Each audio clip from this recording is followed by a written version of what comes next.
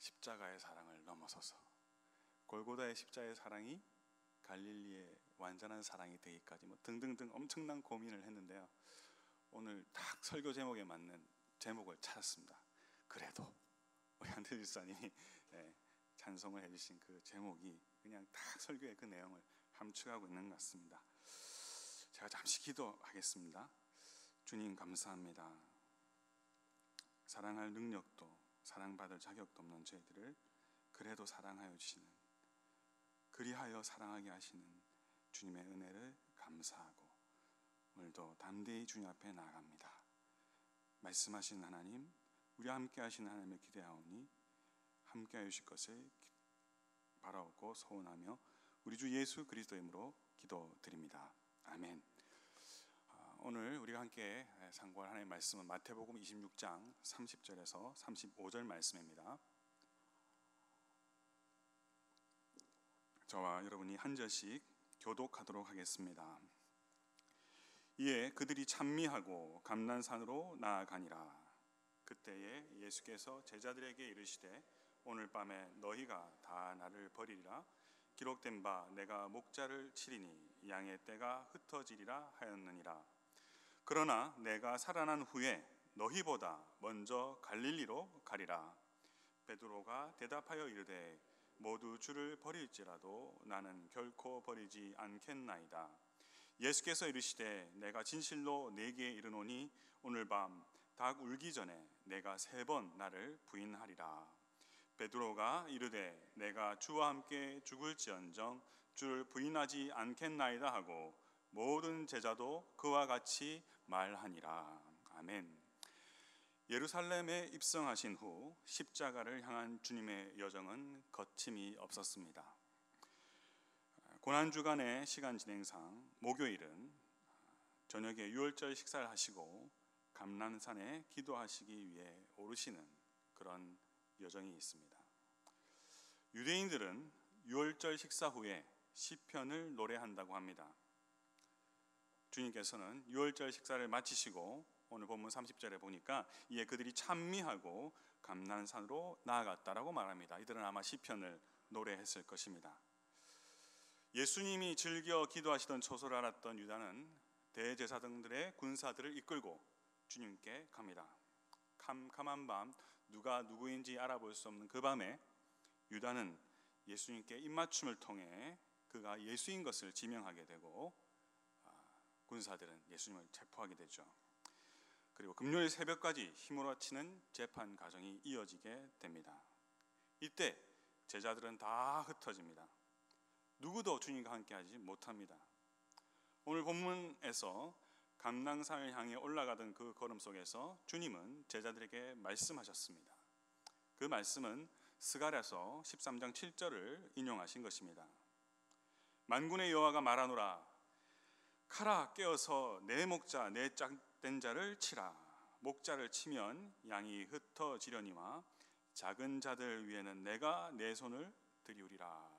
이렇게 말씀하시는 스가랴 13장 7절 말씀을 인용하시면서 예수께서 이제 곧 죽으실 것이며 제자들은 흩어질 것에 대해서 말씀하십니다. 그런데 이 말씀 이후에 예수님께서 흥미로운 말씀을 하시죠. 목자가 다시 살아날 것이다. 그리고 내가 너희들보다 먼저 갈릴리에 가 있을 것이다. 나는 흩어진 양들을 인도할 것이다 라고 이렇게 말씀하십니다.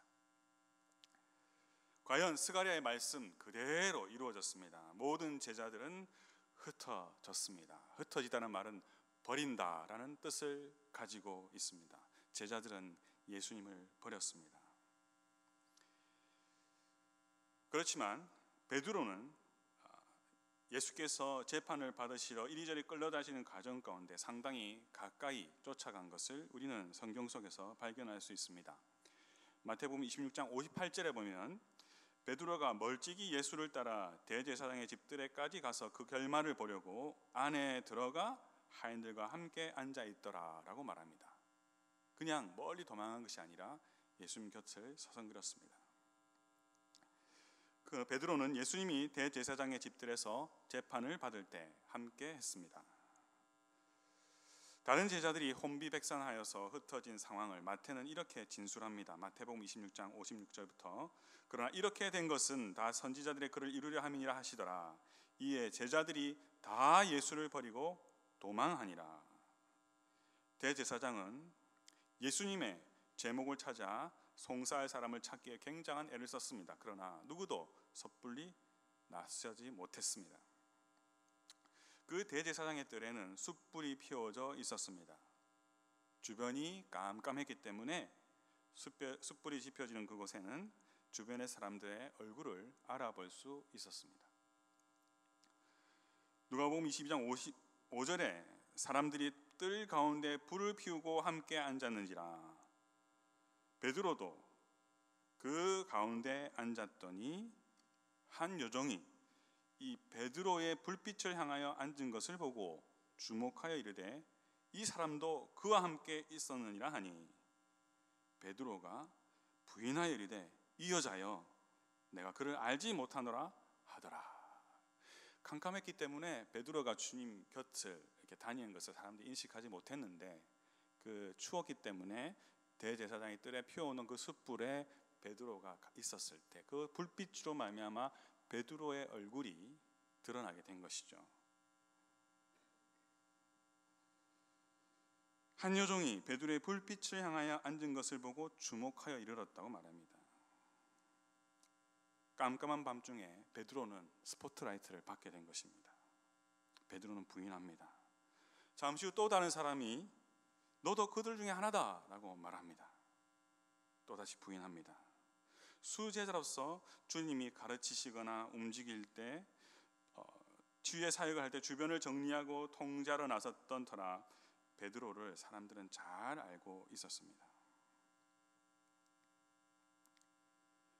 그는 다시 부인합니다. 아니다, 나는 아니다. 누가복음에 의하면 한 시간 정도 지나서 한 사람이 장담하며 말합니다. 가만히 보니 베드로는 갈릴리 사람으로서 티가 나지 않을 수 없었습니다. 그의 옷차림도 그의 말씨도 갈릴리 사람이 분명했었습니다. 너는 갈릴리 사람이 참으로 그다라고 말합니다. 그는 덜컥 겁이 났습니다. 마태에 의하면 그는 주님을 맹세하며 부인했다라고 말합니다. 이것은 예수님을 저주했다는 뜻이 아니라 이 맹세라고 하는 단어는 거룩한 소원을 했다는 것입니다. 하나님의 이름을 걸고 부인했다는 것입니다. 이 말을 할 때 닭이 울었습니다. 누가는 이 상황을 더욱 상세하게 진술합니다. 그가 주님을 모른다라고 소원하며 부인하는 그 말의 중간에 닭소리가 들렸고요. 누가복음 22장 61절에 의하면 주께서 돌이켜 베드로를 보시니 베드로가 주의 말씀 곧 오늘 닭 울기 전에 네가 3번 나를 부인하리라 하심이 생각났다라고 말합니다. 지금 어찌하였든지 숯불가에서 있던 주님의 가까이 그 시선이 맞닿을 수 있는 그 가까운 곳에 있었던 베드로, 그가 부인하는 말을 하는 그 순간 주님의 시선이 베드로를 향하실 때에 베드로가 주님의 그 말씀이 생각났다라고 말하고 있습니다.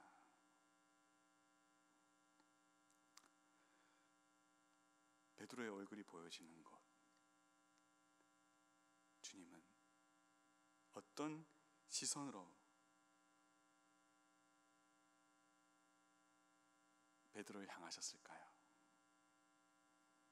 주님의 시선이 자기와 마주치는 그 순간 예수님께서 마지막 식사 가운데 미리 말씀하셨던 네가 나를 3번 부인하리라, 또한 자신이 호언장담했던 그 말들이 감난산을 향하여 가는 그 여정 가운데 말했던 그것이 생각이 났습니다. 그는 밖으로 나가서 통곡하고 울었습니다. 과연 베드로를 향한 주님의 눈빛은 경멸과 그러면 그렇지 하는 눈빛이었을까요? 주님은 왜 베드로에게 이 엄청난 사건을 미리 말씀하셨을까요? 베드로에게는 엄청난 아픔이 되는 그런 상황이었습니다. 과연 주님은 베드로야, 너는 절대로 나를 부인해서는 안 된다 라고 강조하시기 위해서, 당부하시기 위해서 이런 말씀을 먼저 해주셨던 것일까요? 주님은 아무도 함께 해주지 못하는, 또한 대신해 줄 수 없는 죽음의 과정이 가장 길고 참혹하고 고통스러운 십자가의 처형의 여정을 걸으셨습니다. 영원 전부터 함께 하셨던 하나님 아버지도, 늘 교제하며 하나님 아버지의 뜻을 이루도록 함께 하셨던 성령님도 더 이상 예수님 안에 임재해 있을 수가 없으셨습니다. 우리 모두의 죄를 짊어졌기 때문에 거룩하신 하나님은 우리 예수님을 외면하실 수밖에 없었습니다. 그 순간 주님은 흠 없는 죄인이셨습니다. 우리의 모든 죄를 덮어 쓰셨습니다. 그렇기 때문에 하나님 아버지도 그 얼굴을 예수님으로부터 돌리십니다. 외면하십니다. 인자로우신 주님은 사망의 권세 가운데 비무장 상태로 들어가셨습니다. 우리가 사망의 권세 아래 갇혀서 지불해야 할 그 값을 지불하시기 위해서 우리가 담당해야 할 그 모든 고통을 단순히 십자가 위에서만 죽으심으로 감당한 것이 아니라 그 사망의 권세 아래 들어가셔서 다 경험하셨습니다. 사탄은 승리의 계가를 불렀습니다. 예수님의 발꿈치를 상하게 하였습니다. 요한복음은 예수님의 장사 지내는 장면을 이렇게 말합니다. 아리마대 사람 요셉은 예수의 제자이나 유대인이 두려워 그것을 숨기더니 2일 후에 빌라도에게 예수의 시체를 가져가기를 구하매 빌라도가 허락하는지라 이에 가서 예수의 시체를 가져가니라. 일찍이 예수께 밤에 찾아왔던 니고데모도 몰약과 침향 섞은 것을 100리트라쯤 가지고 온지라. 이에 예수의 시체를 가져다가 유대인의 장례법대로 그 향품과 함께 세마포로 쌌더라. 예수께서 십자가에 못 박히신 곳에 동산이 있고 동산 안에 아직 사람을 장사한 일이 없는 새 무덤이 있는지라. 이날은 유대인의 준비일이요 또 무덤이 가까운 고로 예수를 거기 두니라. 용기 있게 따르던 제자들이 아닌, 제각각 이스라엘 나라의 회복을 꿈꾸며 호기 있게 주님을 따르는 제자들이 아닌, 주님의 제자였지만 두려워 주님을 믿는 것을 숨겼던 공회원 아리마대 요셉이, 그리고 영생에 대한 그 간절한 소망을 가지고 주님께 나아갔지만 내 모든 재산을 정리하여서 가난한 자에게 나누라라는 말을 듣고 근심 가운데 물러갔던 니고데모가 주님의 장례를 치릅니다.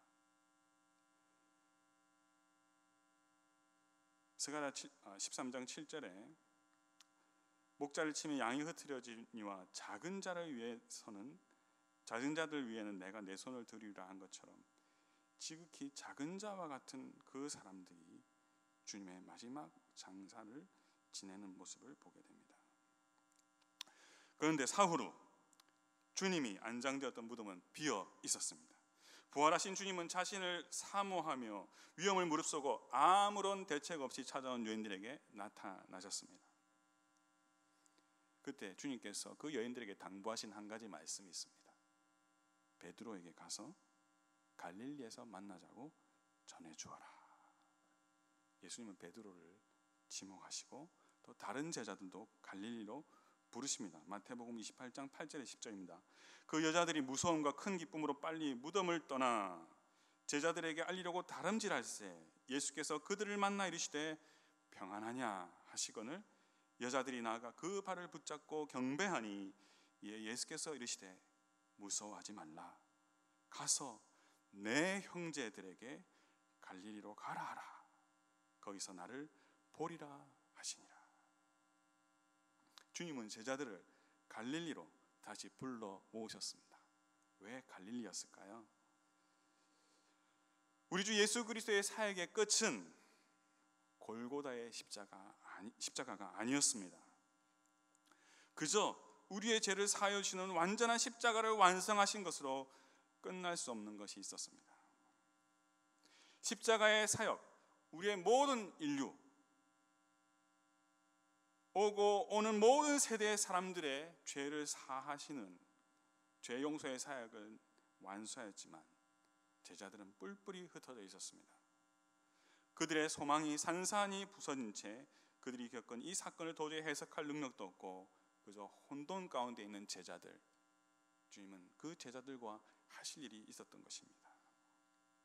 여인들에게 소식을 전해들은 제자들은 갈릴리에서 주님을 기다렸습니다. 특별히 주님의 부활의 소식을 들었지만 베드로는 고통스러웠습니다. 이 모든 상황과 사실을 받아들이기 힘든 베드로가 이렇게 말합니다. 요한복음 21장입니다. 시몬 베드로가 나는 물고기 잡으러 가노라 하매 그들이 우리도 함께 가겠다 하고 나서서 배에 올랐으나 그날 밤에 아무것도 잡지 못하였다. 그는 가장 익숙한 것을 하려고 나갑니다. 그저 옛날의 습관을 따라 가장 익숙한 일을 하러 나섭니다. 그것으로 위안을 삼지 않으면 견딜 수 없을 것 같았습니다. 주님이 부활했다는 소식을 들었는데도 말입니다. 그는 예수님을 부인했었기 때문입니다. 그런데 허탕이었습니다.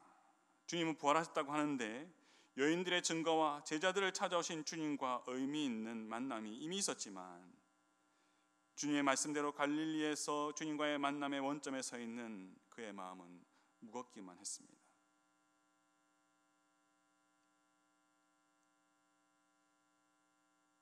누가복음으로 돌아가 보면 예수님의 눈빛과 마주치고 다구 울음소리 들은 베드로는 밖으로 나가 심히 통곡하고 울었습니다. 그가 통곡하였다는 것, 울었다는 이 단어는 헬라어 시제상 미완료입니다.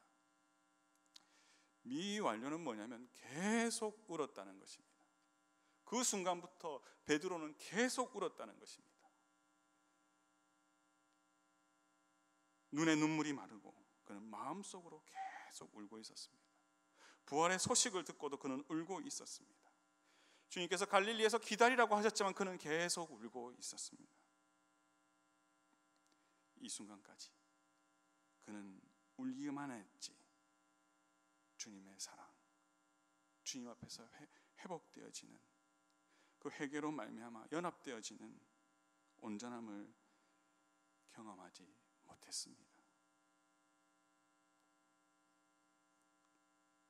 요한복음 20장 4절에 날이 새어갈 때에 예수께서 바닷가에 서셨으나 제자들이 예수신 줄 알지 못하였다라고 말합니다. 새벽에 고기를 사러 온 사람인가? 어떡하지? 우리는 허탕쳤는데 그렇게 생각할 수도 있었습니다. 그런데 저기 바닷가에 선 사람이 이렇게 말합니다. 그분은 예수님이셨죠. 얘들아, 너에게 고기가 있느냐? 물으십니다. 이 말은 너희들 고기 못 잡았지? 그런 뜻을 가지고 있습니다. 제자들은 깜짝 놀랐습니다. 저 사람이 우리가 고기를 못 잡은 거 어떻게 알았지?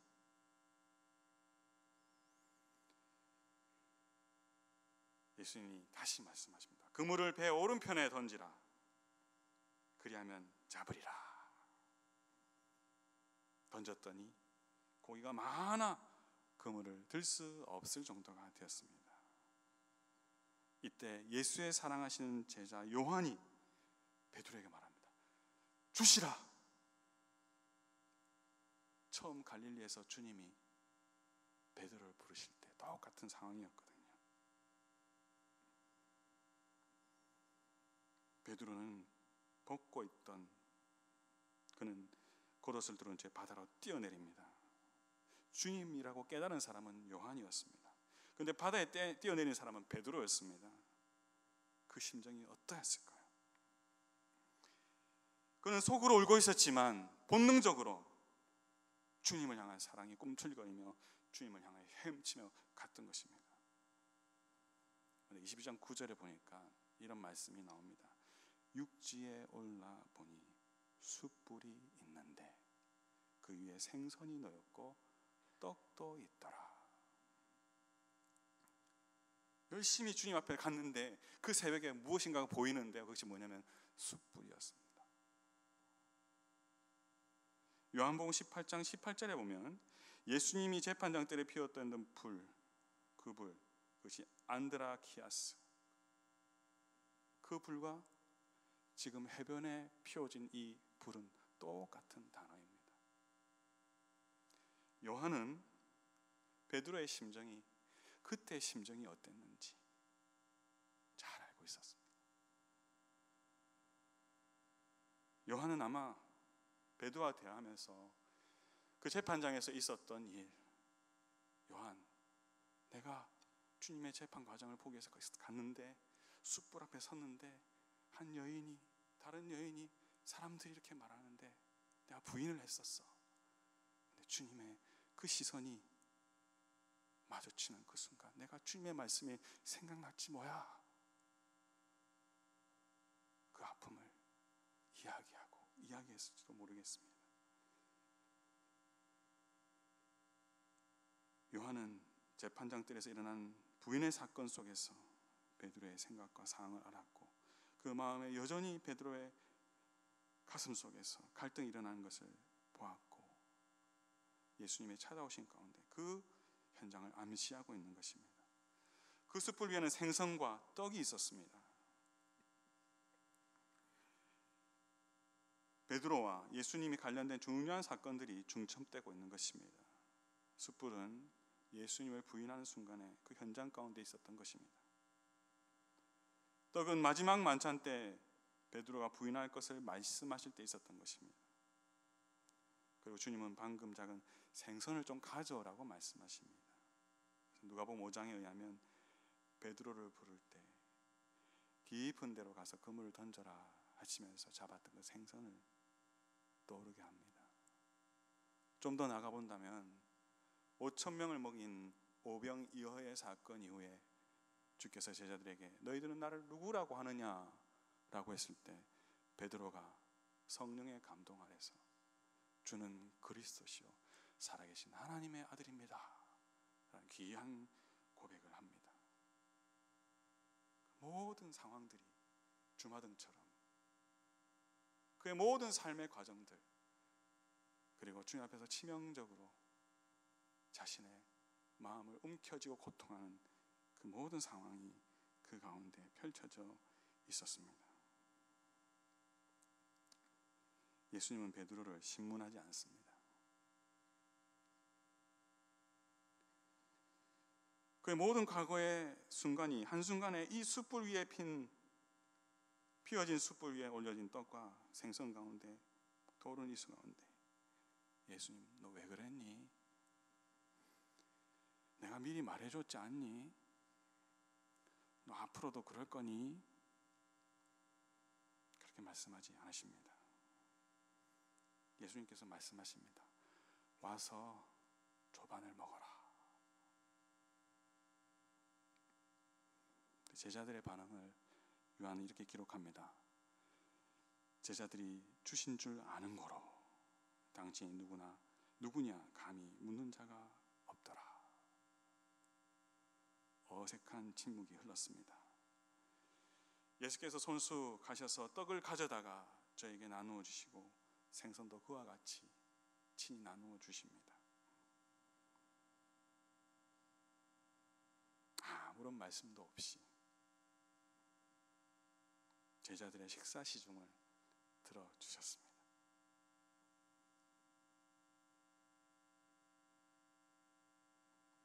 영적으로, 육체적으로, 심적으로 지치고 공허한 제자들의 배고픔을 채워주셨습니다.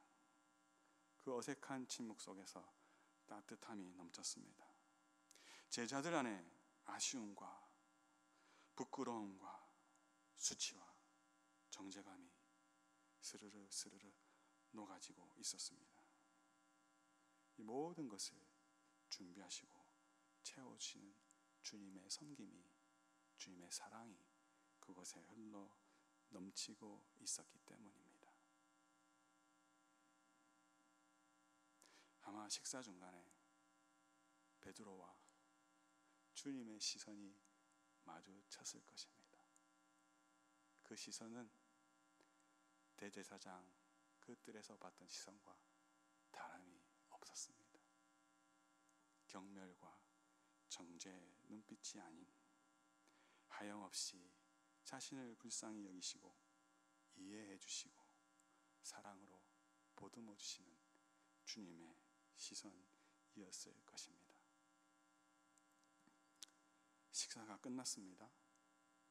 그리고 예수님이 말문을 여십니다. 베드로야, 네가 나를 사랑하느냐? 예수님께서 Do you love me? 이렇게 물으신 겁니다.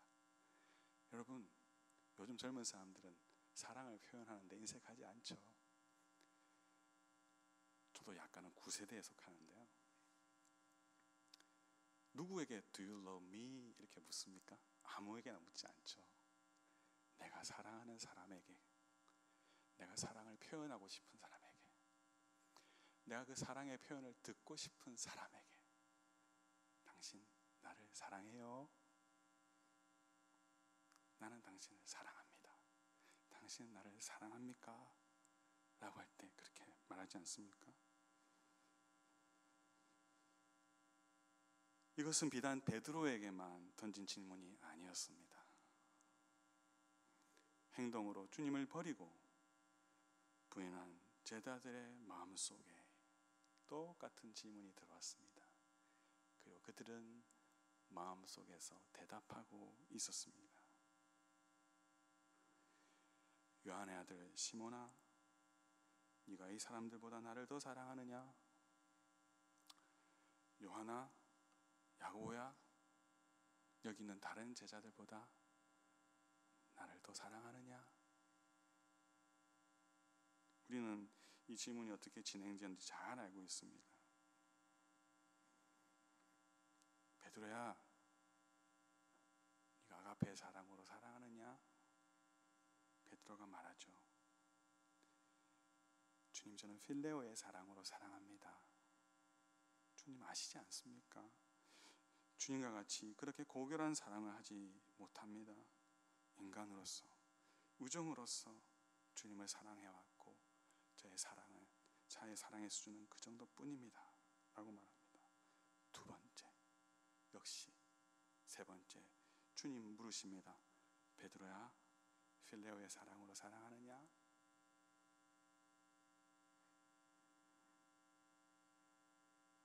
예, 주님, 제가 필레오의 사랑으로 사랑한 거 주님 잘 아시지 않습니까?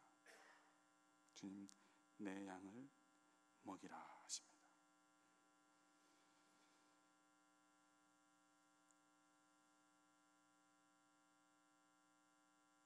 주님은 베드로의 실수와 연약한 사랑의 고백을 받아주셨습니다.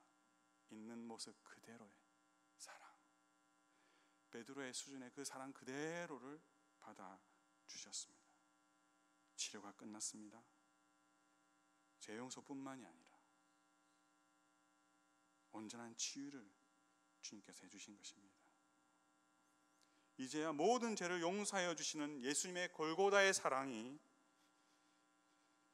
베드로의 십자가로, 베드로의 사랑으로 그 현장 가운데 흘러 넘쳤던 것입니다. 예수님의 사랑의 그 십자가는 이 베드로와의 만남 가운데, 베드로를 향한 방문 가운데 그의 모든 본성과 옛날의 삶이 흘러 넘쳤던 이 갈릴리 땅에서 다시금 있는 모습 그대로 완성이 된 것입니다. 예수님의 사랑, 우리를 향한 사랑은 저 높은 골고다의 십자가의 사랑으로 완성되어지고 끝마쳐지는 것이 아닙니다. 우리의 연약함을 발견하는, 주님을 부인하는, 우리의 본성이 꿈틀거리는 삶의 현장, 숯불이 피워지고 주님을 조금씩 알았던 것 같은 그런 현장들 속에서 그럼에도 불구하고 주님을 부인하는 나를 주님께 내어 비추는 순간 그 사랑은 나의 사랑이 되는 것입니다.